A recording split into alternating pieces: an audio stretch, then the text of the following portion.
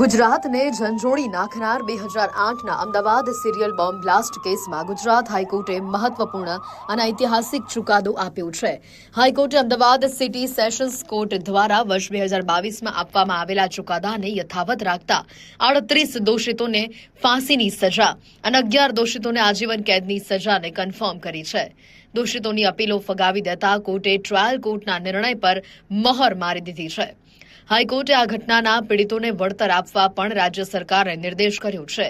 ચુકાદા અનુસાર મૃત્યુ પામેલા લોકોના પરિવારજનોને 10 લાખ રૂપિયા, ગંભીર રીતે ઇજાગ્રસ્ત થયેલા લોકોને 5 લાખ રૂપિયા અને સામાન્ય ઇજાગ્રસ્તોને 1 લાખ રૂપિયા 31 માર્ચ 2027 સુધીમાં ચૂકવવાના રહેશે. કેસના તપાસ અધિકારી અભય ચુડાસમાએ જણાવ્યું છે કે આ ચુકાદાથી સમગ્ર તપાસ પર ન્યાયતંત્રની મહોર લાગી છે. જ્યારે કેસના સરકારી પક્ષના વકીલના જણાવ્યા અનુસાર હાઈકોર્ટે ટ્રાયલ કોર્ટના નિર્ણયને સંપૂર્ણપણે યથાવત રાખીને આ કેસમાં એક મહત્વપૂર્ણ ન્યાયિક નિર્ણય આપ્યો છે. વધુ માહિતી માટે આપ ફોલો કરો ન્યૂઝ અડ્ડા ગુજરાતને.